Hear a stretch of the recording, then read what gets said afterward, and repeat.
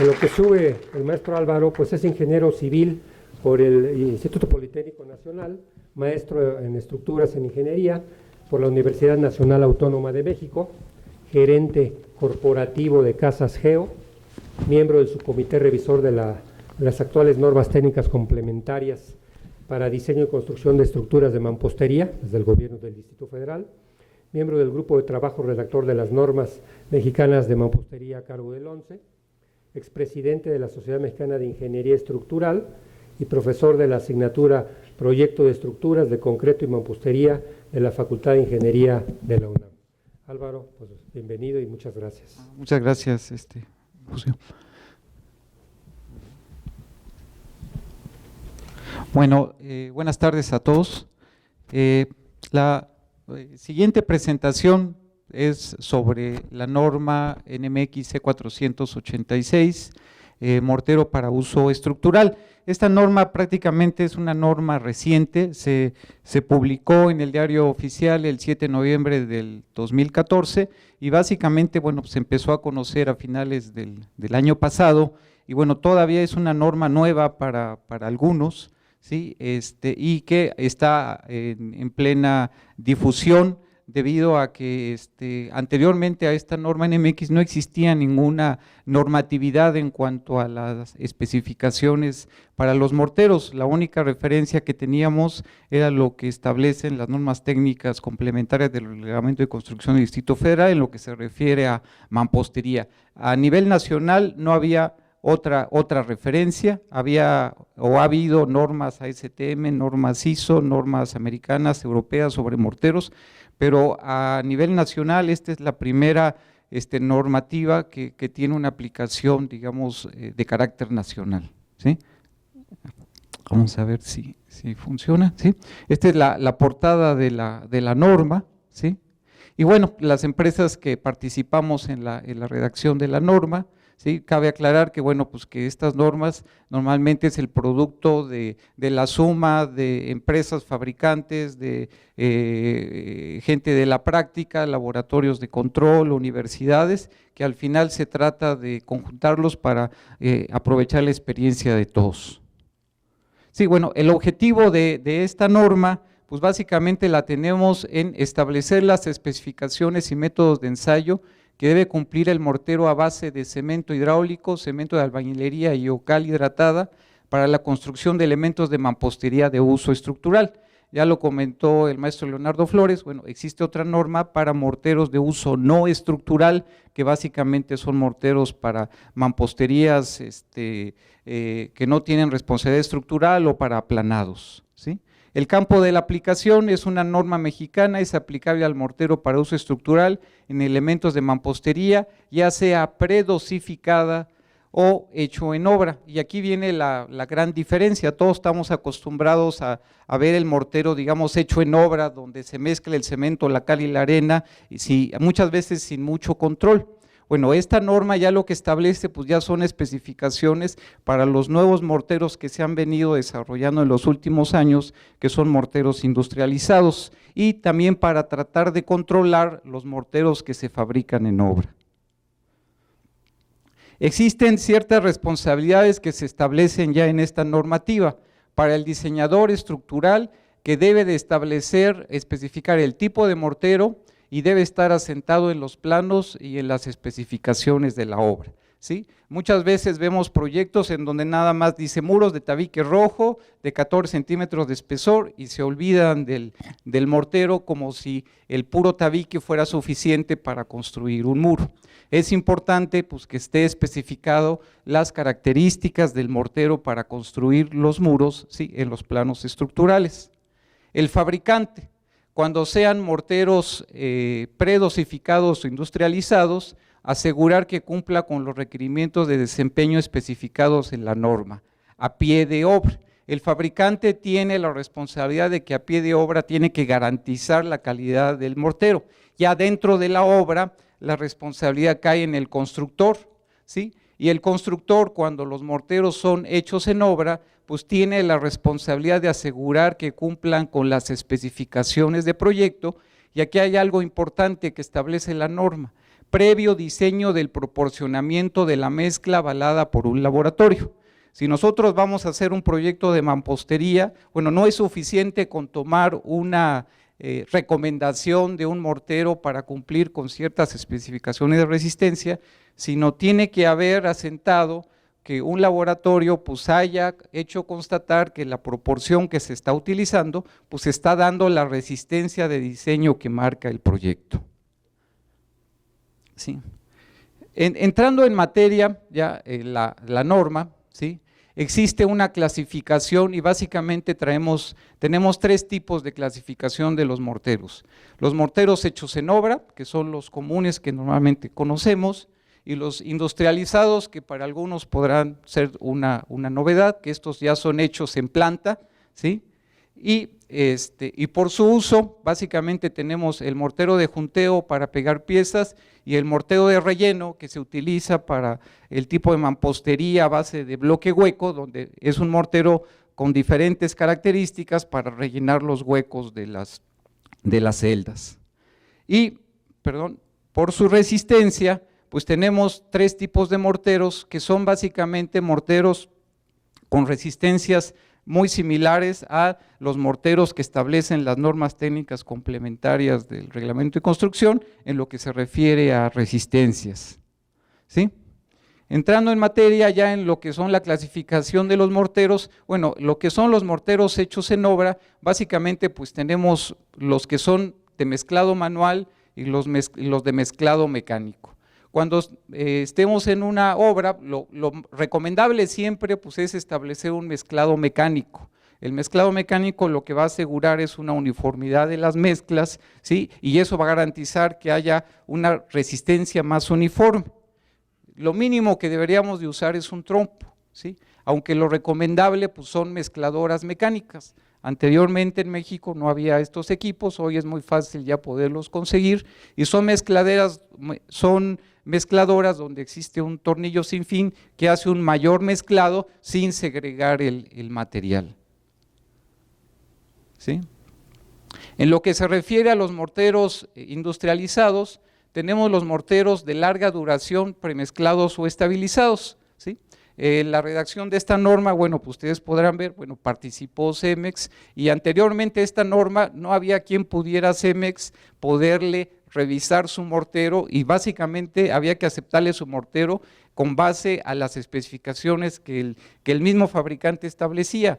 Hoy, por ejemplo, este fabricante de morteros y cualquier otro tiene que alinear su producción de morteros a lo que ya establece esta norma. ¿Cuál es la virtud de estos morteros? Pues estos morteros se entregan en estado fresco, digamos, listos para usarse. El inconveniente es que normalmente se entregan grandes volúmenes para que al fabricante le convenga el suministro, pues lo mínimo que debe entregar es una olla de 6, 7 metros cúbicos. Y si tomamos en cuenta que, por ejemplo, una vivienda se lleva del orden de un poco menos de 1 metro cúbico, pues necesitaríamos tener un frente de 6, 7 viviendas para poder construir, para poder acabarnos una olla, ¿sí? Entonces realmente la utilidad de estos morteros pues son para obras donde tenemos muchos frentes que desarrollar. El otro tema que se tiene con estos morteros es que la vida útil de un mortero convencional pues está del orden de 2 horas. A veces en 2 horas no se puede los albañiles o los bloqueros acabar todo este mortero. Por eso es que estos morteros se les agregan retardantes, por eso se le denominan morteros estabilizados, y estos retardantes pueden hacer que el mortero tarde en fraguar hasta 24 horas. Una especificación de estos morteros, a diferencia de otros, es que hay que pedirlos por el tiempo de estabilización. Se fabrican desde 6 horas hasta 24 horas y de esta manera se puede programar una obra en el sentido de pedir un mortero a 8 horas, llega a las 7 de la mañana y todo ese mortero nos puede servir para toda la jornada sin estar fabricando más. Bueno, este mortero que comercialmente ya existe, bueno, ya hay una norma, ¿sí?, que establece cuáles son las propiedades mínimas que debe de cumplir, sí, y es el tipo de mortero que establece o al que se refiere esta norma como morteros de larga duración premezclados o estabilizados. El otro tipo de mortero industrializado es un mortero seco predosificado. Es un mortero en donde ya el fabricante ya utilizó arenas clasificadas, con una granometría ya adecuada, limpias, ¿sí?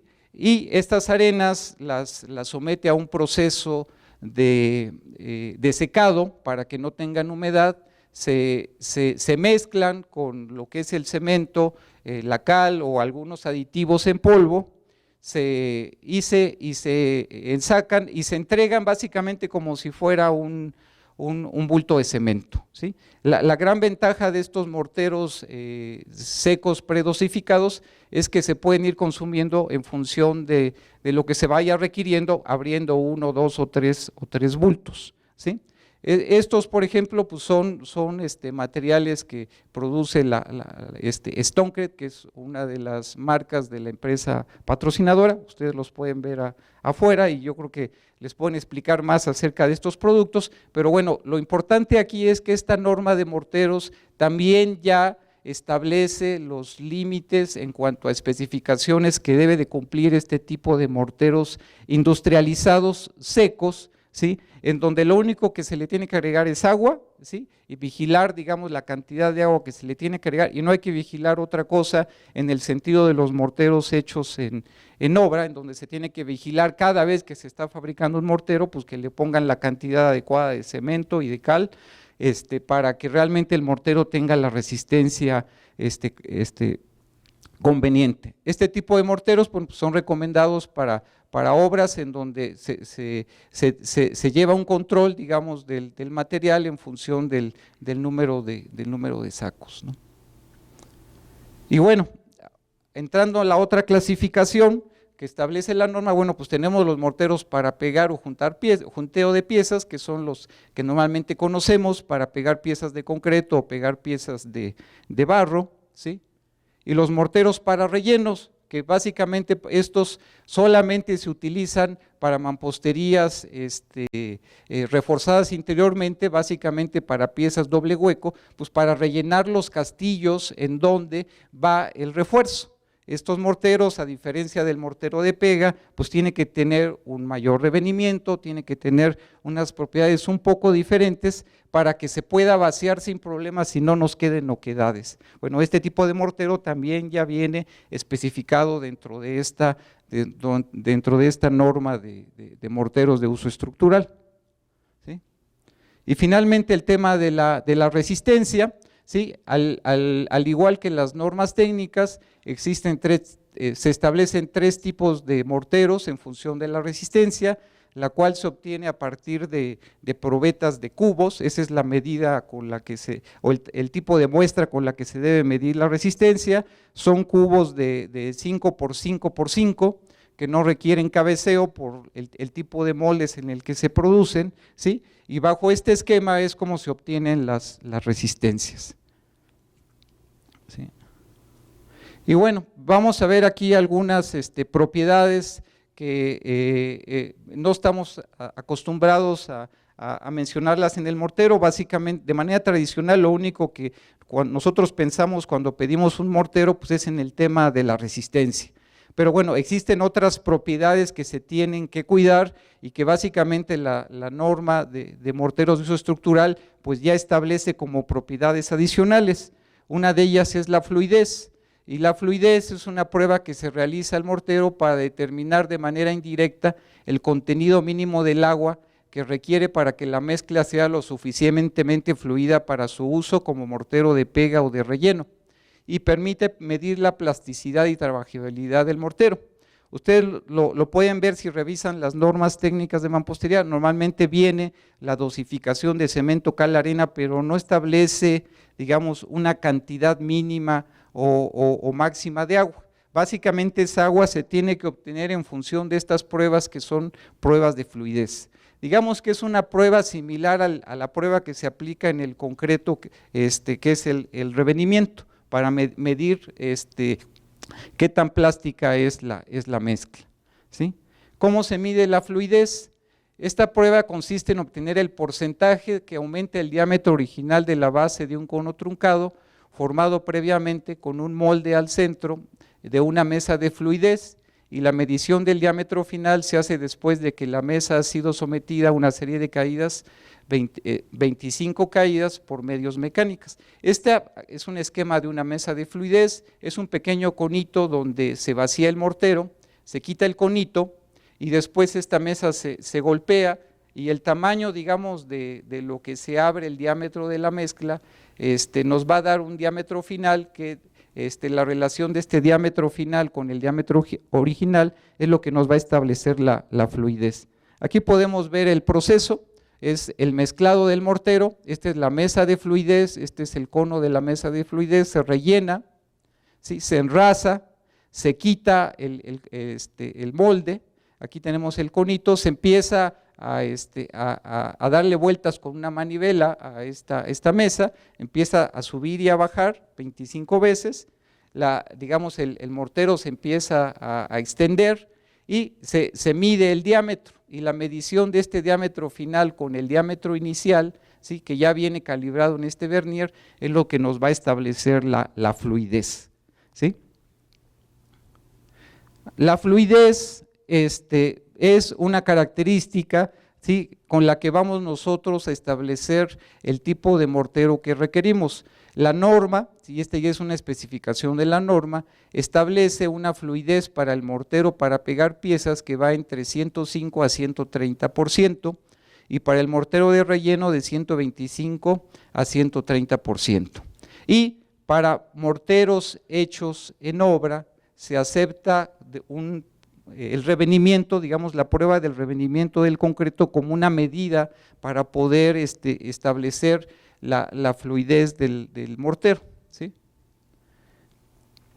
El revenimiento, y esta básicamente es una tabla que se tomó en las normas NMX de las normas de mampostería, establece aquí ya unos rangos de revenimiento para el mortero en función de la absorción de las piezas donde se va a colocar, y para el mortero de pega o de junteo básicamente es un valor constante de 160 milímetros, lo que sería el revenimiento, o 16 centímetros, y para el mortero de relleno pues va desde 15 centímetros hasta 20 centímetros para las piezas con mayor absorción, ¿sí?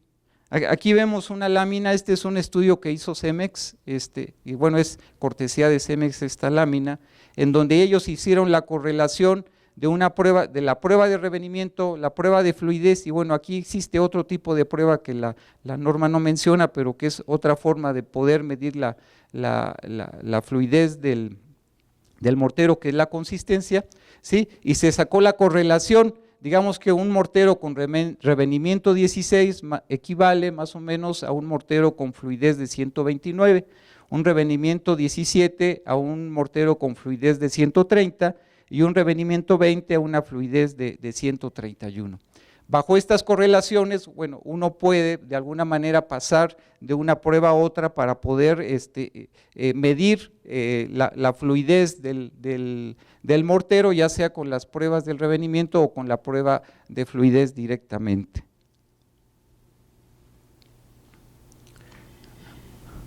Otra propiedad que se debe de cuidar en el mortero, y que es, digamos, un concepto nuevo, es el porcentaje de retención del agua. La retención del agua es la habilidad del mortero sometido a succión de piezas absorbentes de retener el agua de su mezcla. Un mortero que tenga baja retención de agua tendrá poca adherencia con las piezas, y los morteros presentará fisuras en la unión del mortero con las piezas. Lo que es importante es que no se nos olvide el concepto de lo que es un mortero. Un mortero al final viene a ser el pegamento que mantiene unidas las piezas. Si ese pegamento no tiene la suficiente adherencia, pues esas piezas pueden llegar incluso a trabajar como si estuvieran sueltas. Entonces, después de la resistencia, la propiedad más importante del mortero es la retención del agua. Si un mortero no tiene una buena retención del agua, una pieza le va a absorber toda el agua, va a deshidratar ese mortero y va a hacer que no haya adherencia entre el mortero y la pieza, y esos materiales prácticamente van a permanecer sin unión, ¿sí? Aquí podemos ver lo que es la prueba de la retención del agua, que básicamente es hacer una prueba de fluidez, ¿sí? En donde se mide, digamos, el diámetro que se obtiene en la prueba de fluidez al inicio y al final, digamos, el mismo mortero pues se somete a un proceso de una cámara de vacío que, digamos, simula la absorción de las piezas de concreto o de arcilla, ¿sí? A la hora de quererle robar el agua al mortero. La norma establece, digamos, como requisito que los morteros deben tener un porcentaje de retención del agua mínimo del 75%, y este 75% se refiere a la relación entre estos dos diámetros de lo que es la prueba de fluidez antes de la succión y la prueba de fluidez después de la succión. Obviamente, a la hora de que le quitamos mortero y volvemos a hacer la prueba, pues ese mortero va a estar un poco más seco y el diámetro va a ser un tanto menor.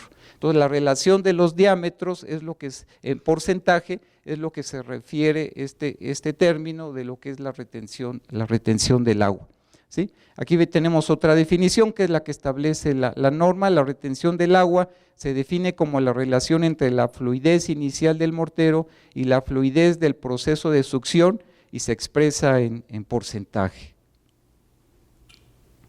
¿sí? Entrando ya al término, digamos, más importante de los morteros, que es el término de la resistencia a la compresión. Bueno, tendríamos que entrar a la clasificación de los tres tipos de morteros.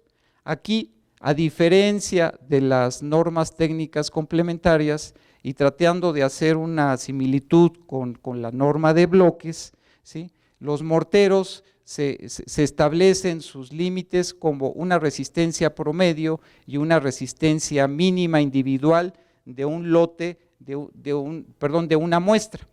Y una muestra normalmente está compuesta de 3 especímenes cúbicos o 3 probetas cúbicas. Ese es, digamos, el tamaño de la muestra.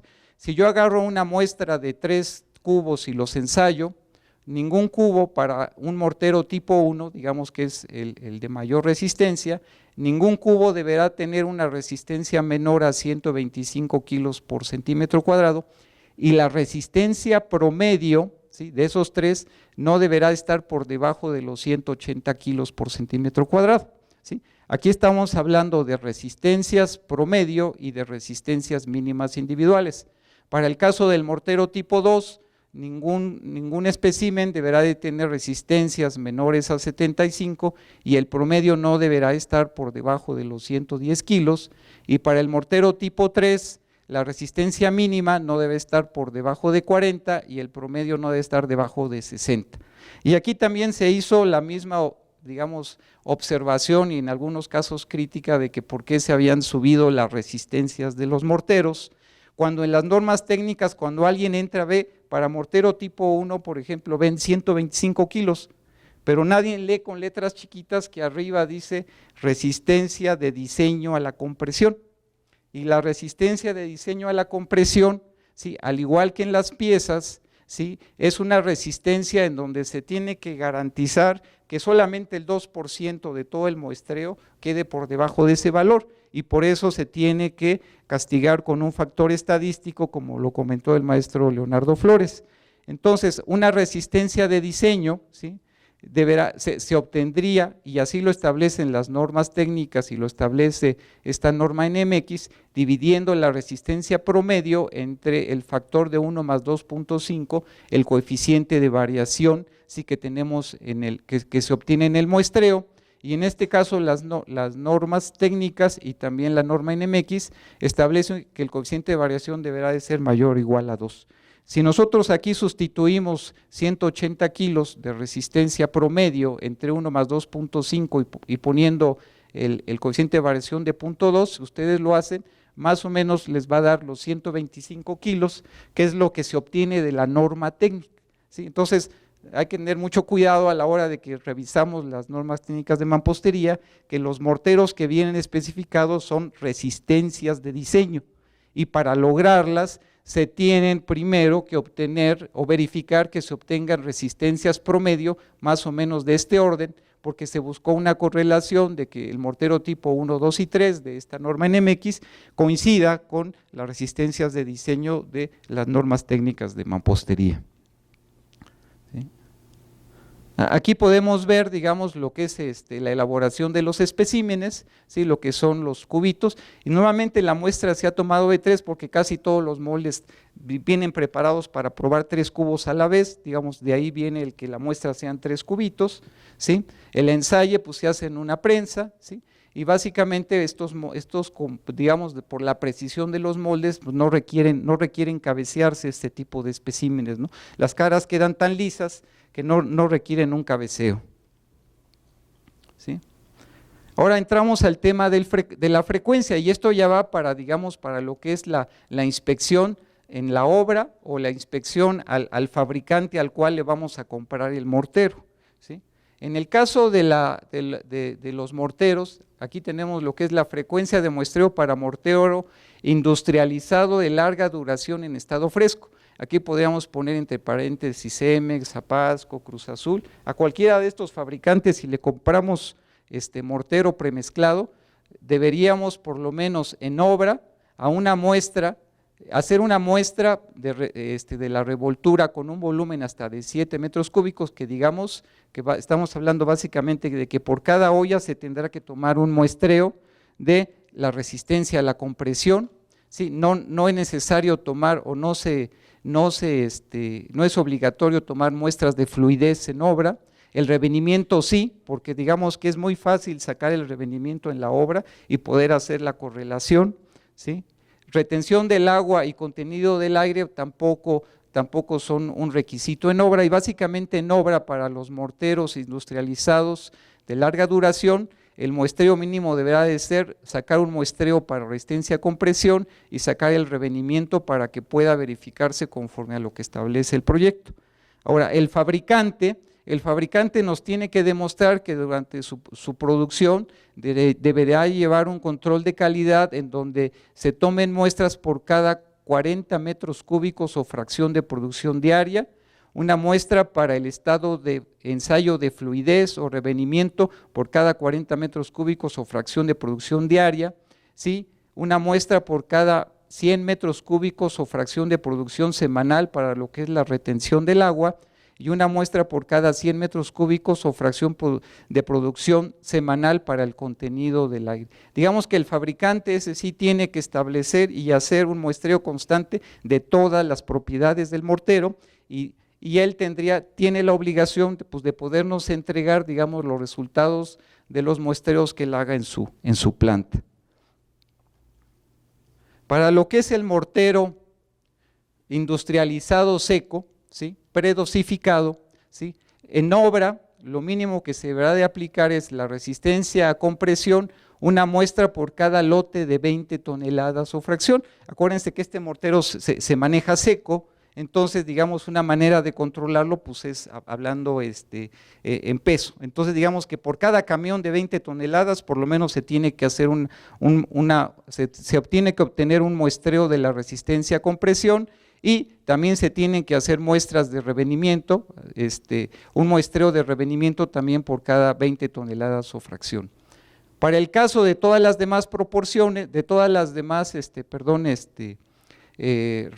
todas las demás especificaciones, tanto resistencia, compresión, fluidez, revenimiento, retención del agua y contenido del aire, el fabricante pues nos deberá demostrar que por lo menos por cada 200 toneladas está tomando, digamos, un muestreo para verificar que la resistencia, fluidez, revenimiento, retención del agua y contenido del aire está conforme a lo que establecen las normas.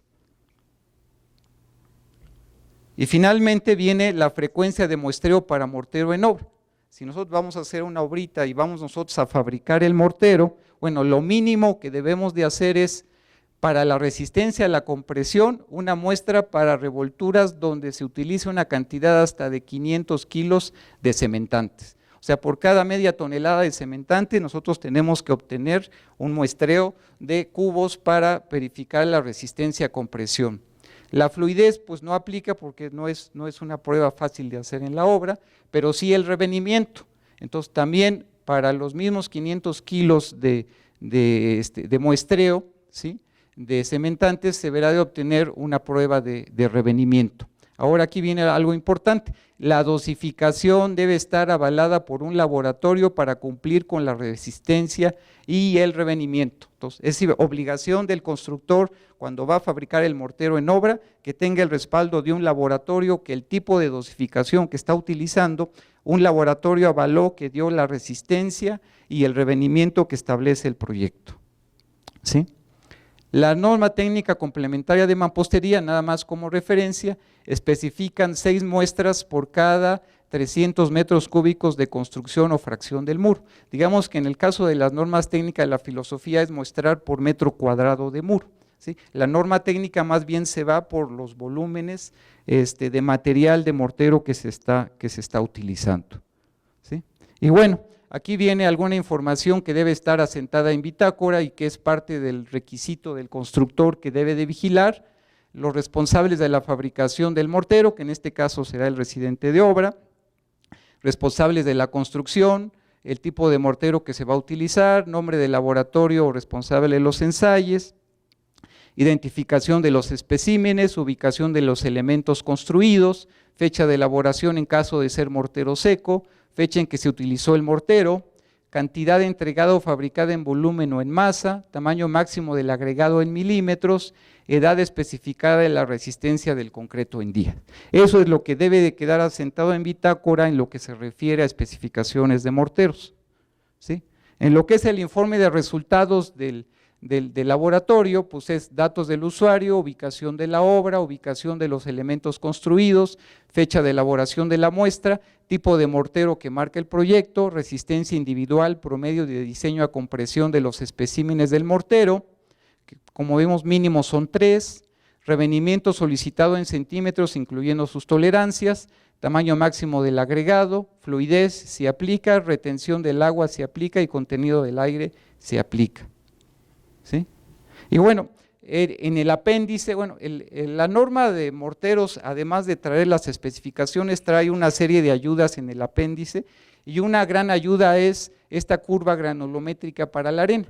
Básicamente cuando pedimos arena para morteros, pues a veces pedimos la misma arena que utilizamos para el concreto, y no deberíamos de usar las mismas. Existen una granulometría específica para los morteros, y esta norma de NMX de morteros establece ya una granulometría con un tamaño máximo recomendado para la fabricación de morteros, tanto de pega como de relleno, de 4.75 o 5 milímetros, que básicamente corresponde a la malla número 4, ¿sí?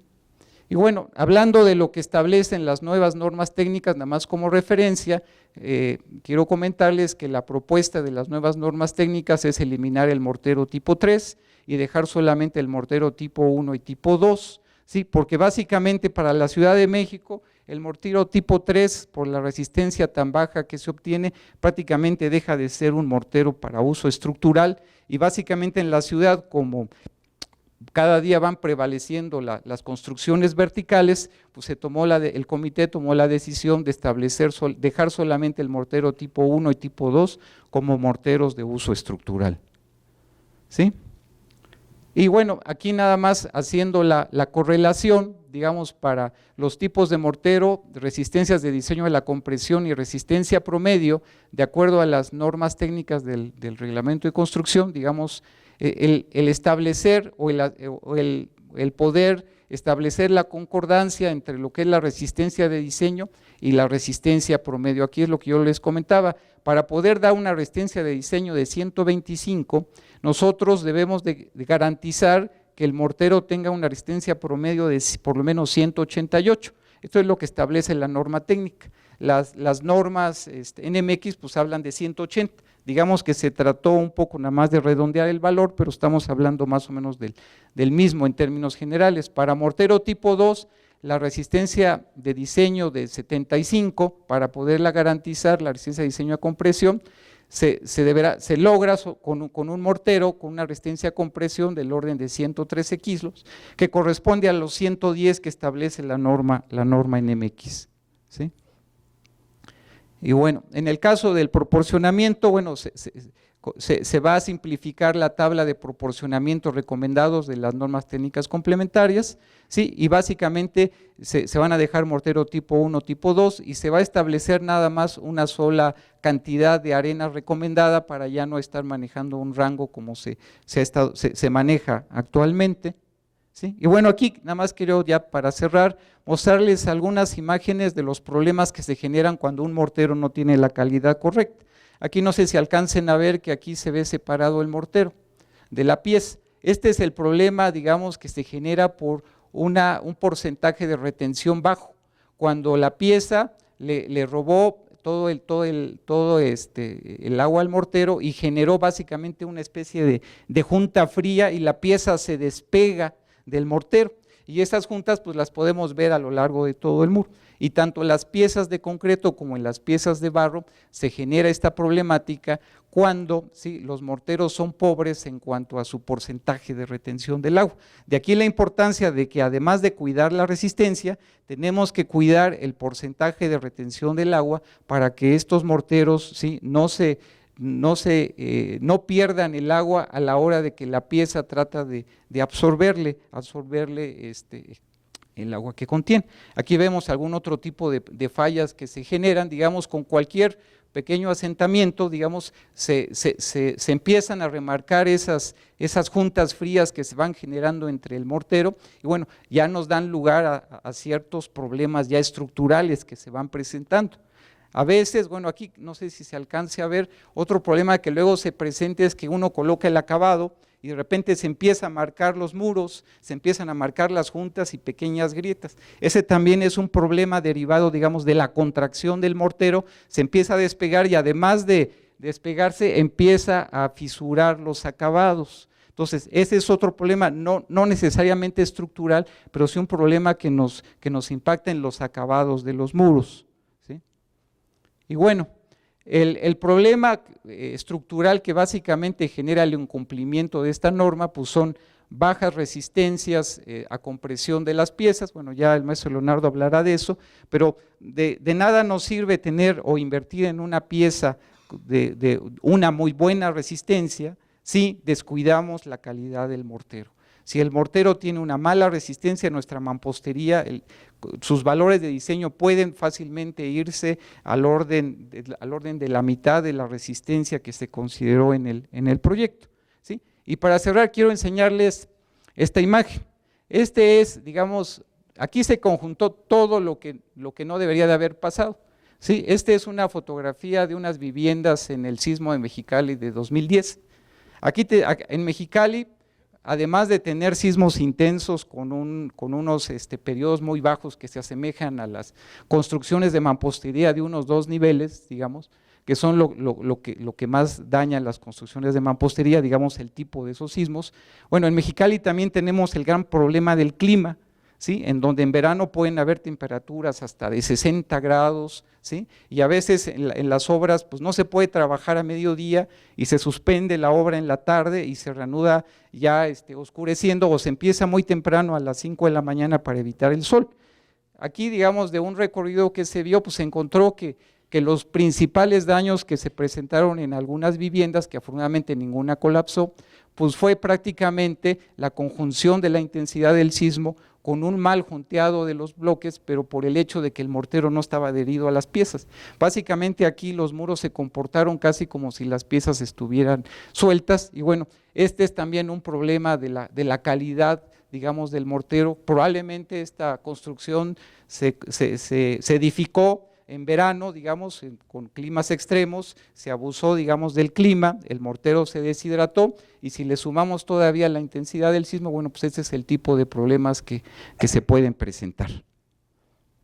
Y bueno, como conclusiones, yo quisiera recomendarles que si ustedes se van a dedicar o se dedican a lo que es la parte de mampostería, bueno, lo mínimo que se debe de especificar ya considerando el cumplimiento de la norma NMX C486 es que no nos vayamos nada más por especificar un mortero por nada más una resistencia.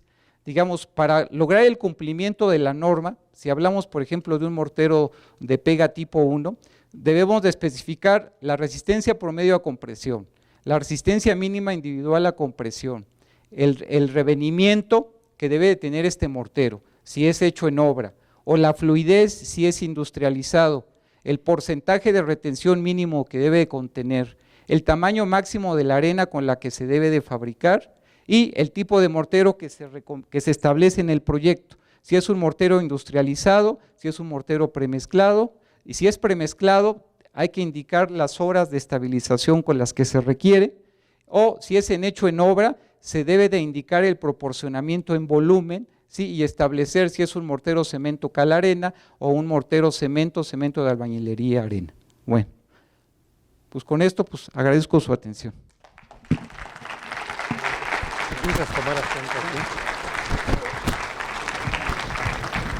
Muchas gracias al maestro Álvaro Pérez. Mientras sube Leonardo también para unas cuantas preguntas. Estas son las normas. Ya les comentaba yo muy al principio de las 3 normas que se están comentando en la tarde de hoy. Algunas de ellas el patrocinador repartirá aquí con un procedimiento ya diseñado, exprofeso, después de la última presentación, para que pues, quien esté atento y con el número de su registro seguramente se va a llevar un juego de las 3 normas. Por otro lado, como se ha dicho aquí, las normas son para caracterizar los productos. Estamos hablando de las normas de producto, que es el caso. De tal forma que las normas no se hacen para los productos, se hacen para los consumidores. El consumidor, ya sea el especificador, el estructurista, el diseñador, el constructor, debe de conocer anticipadamente el producto que va a comprar, pero como a veces no hay información, se va a las normas. Y en las normas, como se ha dicho, entonces, cualquier producto que cumpla con la especificación que dice la norma, entonces ahora sí hablemos de precios. Las normas no se hacen para un producto en particular, aunque aquí afortunadamente el patrocinador también tiene un producto, en el caso de la última norma, que dice cumplir con la norma. Pregúntenlo ustedes, porque cualquier consumidor debe tener la duda por delante. ¿Cumples o no cumples? ¿Qué cumples? ¿Y cómo me demuestras que lo cumples? ¿Verdad? Esta es la especificación y el proveedor del material es el que nos dice cómo le hace para demostrarnos que está cumpliendo con lo que dice la norma. 5 preguntas para nuestros compañeros y después vamos a tener un breve intermedio. Ya nos está esperando por ahí unas pastas y café y refrescos. Preguntas, por favor. Aquí hay un micrófono. ¿Quién me puede ayudar? ¿Tienen preguntas? ¿No hay preguntas? ¿Todos se lo saben? Sí, por favor. ¿Quién me podrá ayudar? ¿Te molesto? Aquí en medio.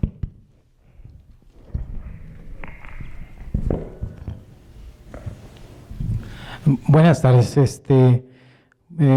Mi pregunta es más enfocada. Yo me dedico a... ¿Ya no funcionó? ¿Ya no funcionó?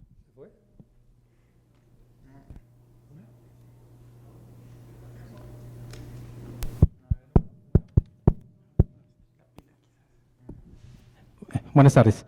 Yo soy verificador de obra, participo con Infonavit de supervisor externo y estamos siempre aplicando las normas, ¿no? Ahorita, lo que me llama la atención, la 404, la resistencia de bloque, la norma mínima que nos trae de resistencia individual, 70 kilos, y la de promedio de 90 kilos. Pero resulta que en la realidad se detecta, a la hora de nosotros revisar los resultados del laboratorio, dan resistencias mínimas, un promedio de 40 kilos, 50 kilos, pero el mismo estructurista dice que diseñó sobre esas condiciones, sobre esa resistencia de 40 kilos y que no va a colapsar la estructura, ¿no? Mi pregunta, nosotros como verificadores siempre le decimos, bueno, entonces, ¿por qué estás contraviniendo la norma? ¿Por qué estás contraviniendo la norma, no? Entonces, Infonavit nada más con el soporte del calculista y el DRO, pues la da por buena, ¿no? A lo que me llamó la atención que el Infonavit, al hacer las propias, son obligatorias y no se está cumpliendo. ¿Ustedes qué están haciendo como ONCE para que esto es un proceso que no va a ser de la noche a la mañana, para que se vaya cumpliendo? ¿Por qué? Por ejemplo, el fabricante de Blow invierte tecnología, invierte dinero en su maquinaria para dar resistencias que nos va a dar unas estructuras mejor para el comportamiento de lo que pasó en Mexicali, ¿no? Y no se está haciendo nada, ¿no? Esa es mi pregunta. ¿Nos pueden ayudar?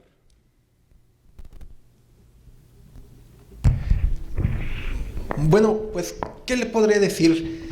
Digamos, todos estamos participando, somos parte de un mecanismo, ¿no? que tiene una serie de piezas, una serie de engranajes.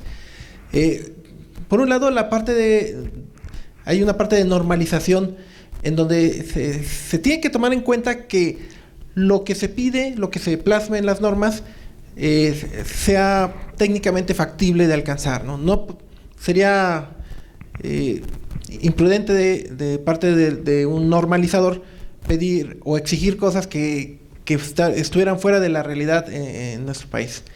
Aquí se ha discutido con los colegas, con los especialistas, y también se toma referencia de lo que se hace en otras partes del mundo incluso, y hay países donde las exigencias son mucho más altas. Ahora, el aspecto de tener un valor mínimo es algo de lo que más ha llevado a discusiones. Y efectivamente, hay regiones del país donde los fabricantes no cumplen, quedan pero muy por debajo de lo que pide la norma. Y ha habido esa discusión. Algunos opinan que ¿por qué no se baja el nivel de la norma para darle cabida, ¿no? a lo que se está fabricando? Pero el planteamiento, la postura ha sido, pues, digamos, académica, estricta, y sabiendo que sí se puede cumplir, pero lo que ocurre es que requiere ese esfuerzo, esa calidad, pues tiene un costo, tiene unos requisitos más estrictos, ¿no? La pregunta a ustedes, ¿qué se está haciendo? En cierta forma, tratamos de hacer todo lo que esté desde nuestro alcance. Por ejemplo, estos eventos son para difundirlo, ya ese es un buen punto. Cuando tenemos reuniones, no solo el ONCE, Senapred o la SMIE, cuando podemos participar en otros foros donde se hacen normas o se tienen pues relación con otras instancias, con otras instituciones, pues se manifiesta, se hace énfasis en que se deben de cumplir las normas, así como los reglamentos de construcción y todas las especificaciones. Entonces, por ese lado, pues tratamos de impulsarlo.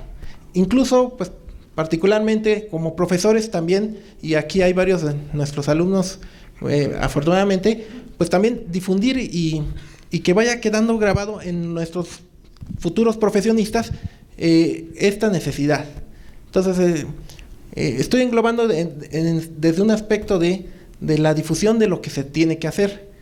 La SMIE también, pues, a través de sus socios, de las instituciones, de miembros institucionales, pues se difunde y se tienen foros como el del día de hoy, se tienen paneles, se tienen stands en cada evento que organiza la SMIE, en donde se acerca a los productores, los diseñadores y los usuarios esta información, que es otra de las labores que es nuestra obligación, que es nuestra meta, ¿no? Como ahora con la cachucha de la SMIE, de mejorar las condiciones de la construcción y de la seguridad de la población.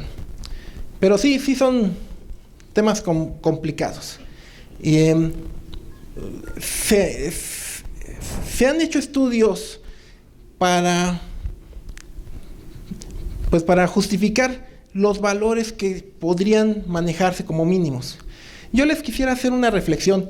En estructuras de concreto, los reglamentos normalmente de concreto piden una resistencia de concreto mínima.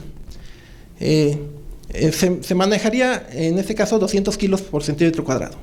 ¿Qué pasa si un diseñador dice, no, pero yo lo diseñé para 50 kilos? Y es que está muy sobrado y es nada más de un piso y tiene unas columnas gordas. Pues no, hay un mínimo por varias razones. No nada más es la razón estructural de resistencia a compresión de un cilindro. Hay cuestiones de durabilidad, hay cuestiones de la interacción con los agregados, con el acero de refuerzo, el mismo proceso constructivo, en donde se establece un mínimo, más allá de que se requiera o no por resistencia. Entonces, lleven este ejemplo a la idea de la mampostería. Si bien podemos tener un muro de carga que pudiera estar muy sobrado si tiene poca carga, de todas formas, la manipulación, la durabilidad, la absorción, la impermeabilidad, quizás el ataque de la humedad y demás, todo tiene que ver, directa o indirectamente, con cumplir todas las características y que se asocian, digamos, en forma rápida y fácil a la resistencia a la compresión. Es un índice. Ahí están las otras pruebas, pero como un índice nos permite establecer un cierto nivel de calidad de los materiales. Gracias.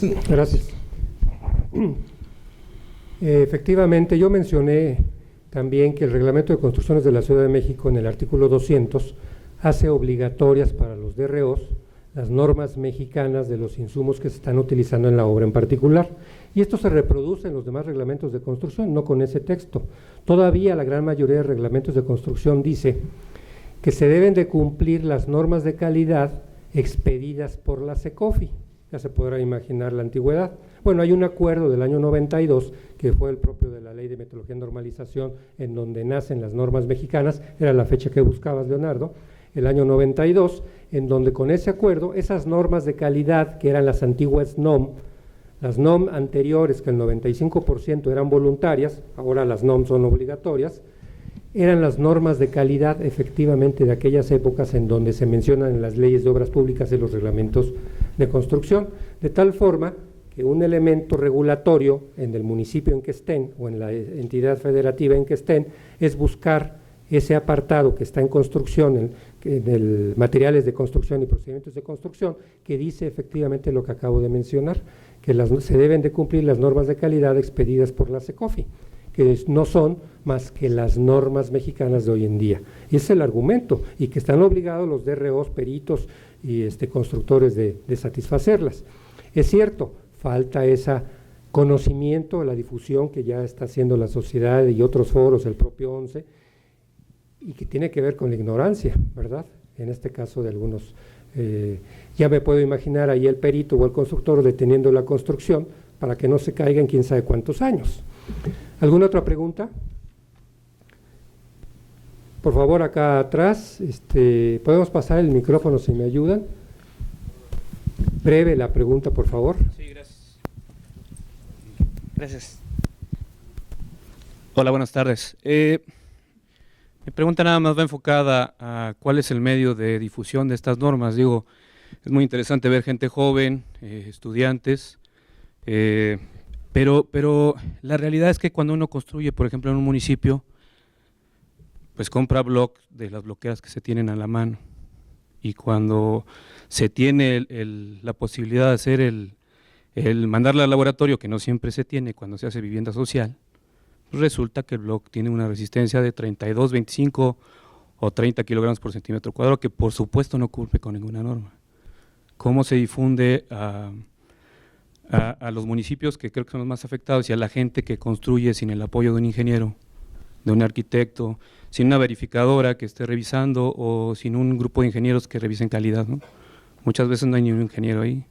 ¿Cómo se difunde? Y sobre todo la pregunta es porque la vivienda social es la que más se construye. mucho más que la de los desarrolladores.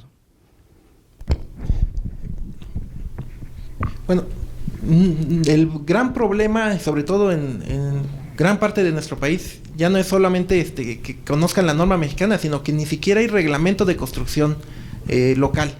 En la mayoría de los municipios o toman el de la ciudad más cercana o la capital del estado si es que tiene reglamento.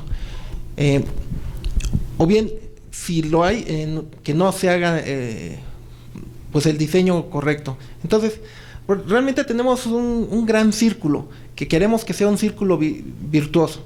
Y todos estamos involucrados, por una parte la academia, por otra parte la normalización. Se mencionaba pues ya aplicar las reglas, las leyes, y pues también pues por supuesto los usuarios, los constructores. Yo pienso que si es una obra importante, debe de haber la autoridad, debe de haber el convencimiento de que se tiene que buscar que se cumplan con todos los requisitos. Primero, habiendo tenido un buen diseño estructural, si no hay reglamento, pues hacerlo con el mayor conocimiento y de las acciones en la zona. Y pues tendrían, teóricamente, y ahí viene la parte difícil, tendrían que buscar las piezas y por supuesto eso encarecería. El problema es que aquí es también como un círculo vicioso. Mientras no se exija y los constructores puedan vender sin preocuparse de cumplir con las normas, vamos a seguir con este lamentable círculo. En el momento en que, por lo menos las obras grandes, quizás no una casita o un edificio pequeño, pero si hay una obra grande y se exige y a lo mejor quedan fuera del concurso los fabricantes cercanos y hay algún fabricante que sí logra cumplir, se va a poder ir mejorando, o sea, va a haber con esa competencia pero sana, en donde solo los que cumplen con normas son los que van a obtener los contratos. Estoy quizás en un mundo idealizado, pero yo espero que vayamos para allá, y yo creo que los esfuerzos nos van acercando poco a poco a esa condición que sería la ideal, y que creo que en países avanzados pues no tienen, ni siquiera piensan en que no se cumpliera, ¿no? Se da por hecho de que se tiene que cumplir. Pues esto es un poquito más de reflexión, más que cosas técnicas.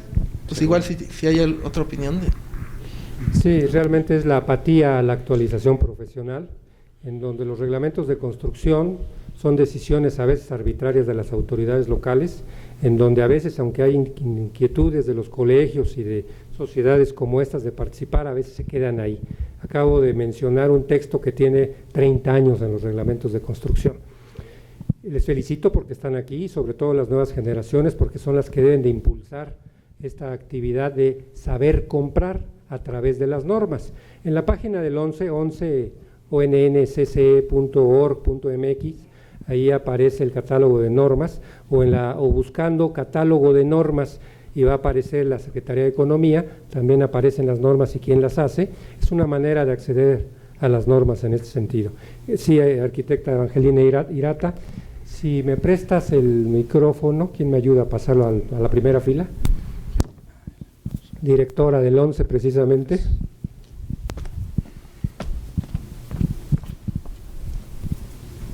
Gracias. Yo quería, en la parte sobre qué se hace para que se conozcan las normas, realmente ese es un tema muy importante, y en cada foro la pregunta es ¿quién las da a conocer?